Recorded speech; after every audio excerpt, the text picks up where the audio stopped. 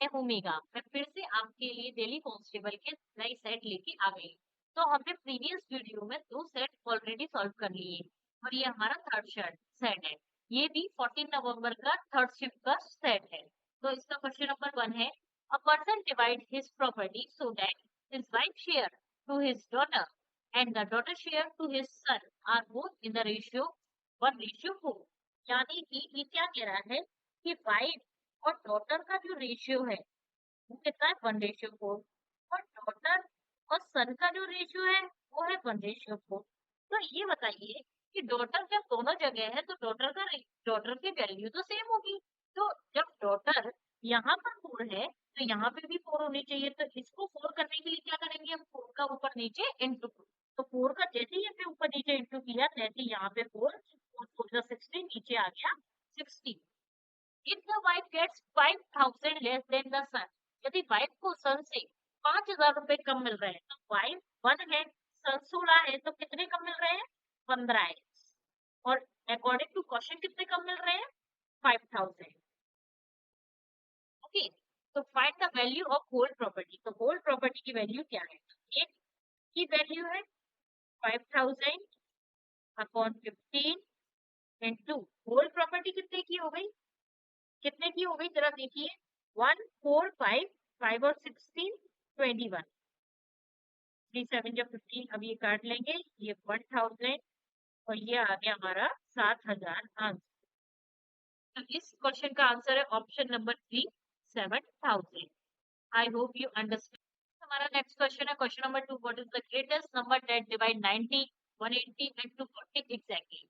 कौन सा इन चारों में ग्रेटेस्ट नंबर है जो इन तीनों को डिवाइड करता है। तो हम बाय ऑप्शन चेक कर लेंगे। तो बाय ऑप्शन में 60 तो हो नहीं सकता क्योंकि 60 90 को डिवाइड नहीं कर सकता, तो ये तो हट गया, ये वाला हट गया।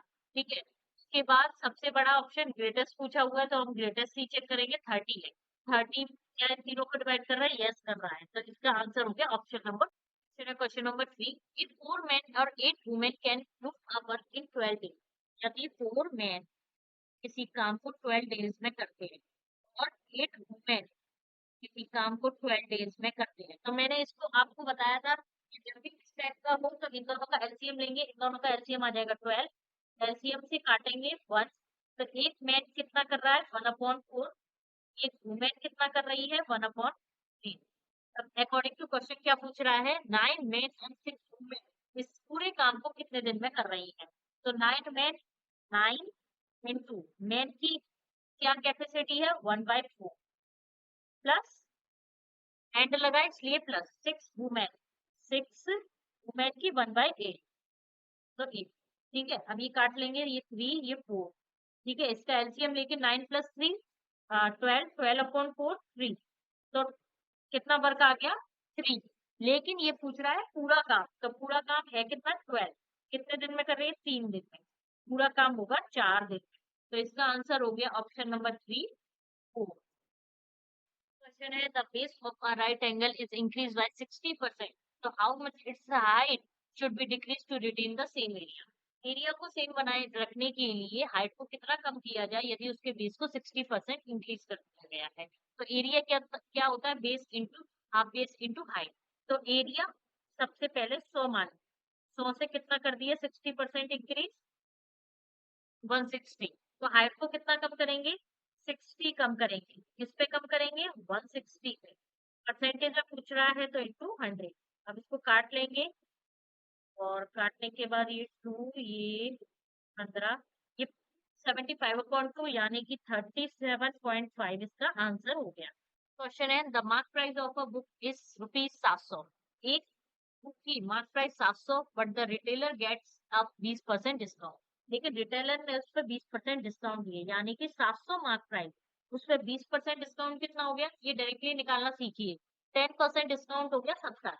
10% डिस्काउंट पे हम एक पॉइंट लगा देते एक डिजिट के बाद, तो ये हो गया 10% डिस्काउंट 70। तो 20% कितना हो गया दुगना, 140। ठीक है, 140 उसने डिस्काउंट दिया, तो 700 में से 140 गए, कितना आ गया 560। तो जब हम एमआरपी पे डिस्काउंट देते हैं तो वो क्या होता है, SP. If the retailer sell the book at mark price, यदि रिटेलर ने उसे मार्क प्राइस नहीं बेचा तो अब उसको कितना प्रॉफिट हुआ, यानी कि मार्क प्राइस में बेचा तो 700 में बेचा, और वैसे कितने का बेच रहा था, 560 का। तो कितना प्रॉफिट हो रहा है, 140 का। किस पर हो रहा है, 560 पे, क्योंकि वह पहले 560 का बेच रहा था। इंटू 100, 14 चौक 56 और 4 से ये 25। तो इसका आंसर हो गया 25%। Question number 6, a person losses 80% of his money. एक पर्सन ने अपनी मनी का 80% लॉस कर दिया। ठीक है, तो सबसे पहले उसकी टोटल मनी एक्स, 18% लॉस कर दिया, and after spending 87% of the reminder, फिर जो बचा 18% लॉस करने के बाद फिर जो बचा उसका 87% भी उसने खर्च किया। उसके बाद जो बचा वो 122 रुपए है, यानी कि 80% खर्च कर दिया। 80% खर्च कर दिया, तो अब कितना बचा, 82% बचा। अब 82% में भी उसने 87 खर्च कर दिया। 87% जैसे ही खर्च किया, तो अब कितना परसेंट बचा उसके पास, 13% बचा। तो ये जो बचा है वो कितना है, 122 रुपए है। ठीक है, अब बस कुछ नहीं है, एक्स की वैल्यू निकाल लेंगे। जैसे ही हम एक्स की वैल्यू निकालेंगे तो हमारा आंसर आ जाएगा 1144.5, यानी कि option number 3। Question number 7, the in radius of a triangle is 7 centimeter and its area 343 centimeter square. Find the perimeter of the triangle. तो इसके लिए डायरेक्ट एक फॉर्मूला है। क्या फॉर्मूला है वो, R बराबर डेल्टा, यानी कि एरिया अपॉन सेमी पेरीमीटर। ठीक है, अब R हमें कितना दिया है, इन रेडियस 7, एरिया कितना दिया है, एरिया दिया हुआ है 343 अपॉन सेमी पेरीमीटर। ठीक है, तो सेमी पेरीमीटर यहाँ से कितना आ जाएगा, 49। पेरीमीटर पूछा है, पेरीमीटर पूछा है तो 49 का दुगना, 49 का दुगना कितना हो गया, 98। क्वेश्चन है, the LCM of two number is 12 times of their HCM. LCM 12 time है एचसीएम।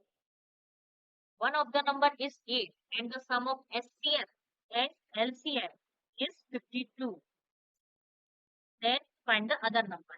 तो एलसीएम और एचसीएफ का सम दिया हुआ है 52।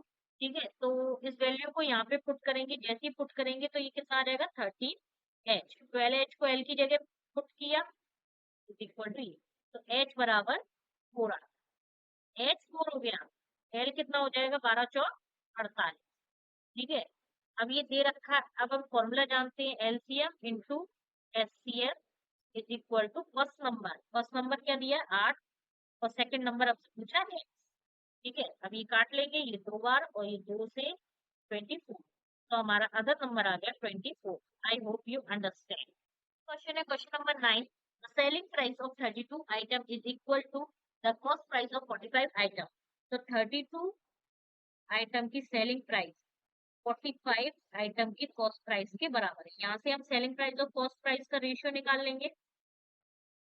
रेशियो क्या आ जाएगा, 45 अपॉन 32।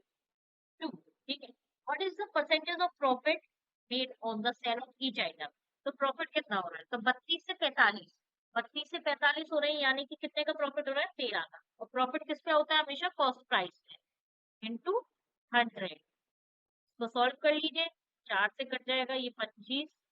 ठीक है, तो इस हिसाब से सॉल्व करके इसका आंसर आ रहा है 14.6%, यानी कि ऑप्शन नंबर 4। क्वेश्चन है, question number 10, in how many second will a 210 metre long train travelling a speed of 97 kilometre प्रति घंटा।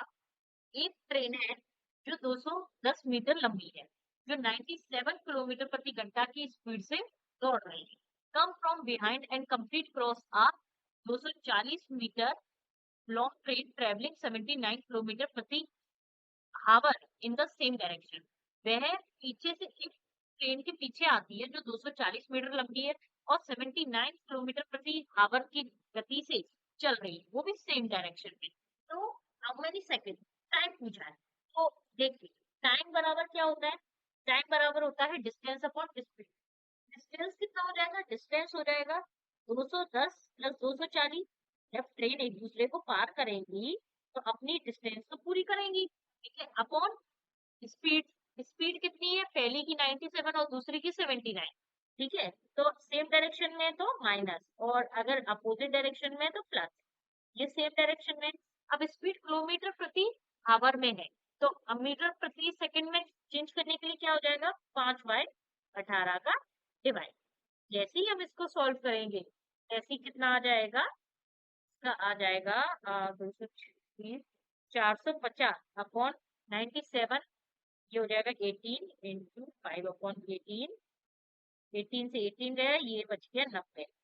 तो इसका आंसर क्या है? 90। ऑप्शन नहीं दिए हैं, इसका आंसर 9 है। Question number 11, the average of 5 consecutive odd number is 63. So which of the following is the great largest number among them? 5 एक के बाद एक आने वाले ऑड नंबर का जो सम है, सॉरी सम नहीं, एवरेज है, वो 63 है। तो उसमें से सबसे बड़ा कौन सा होगा?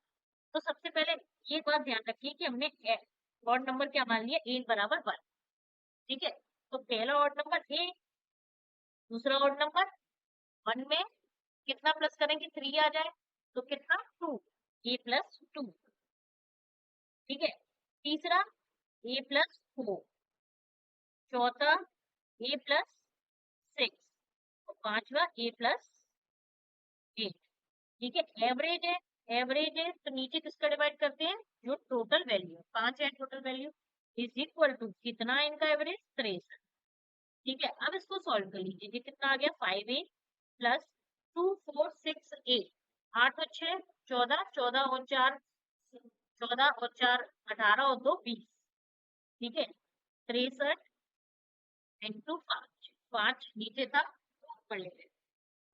अब ये काट लो डायरेक्टली, ये 4 बार, ये 5 से 5 है, ये बराबर 63 माइनस 4, 63 माइनस 4 कितने हो गए?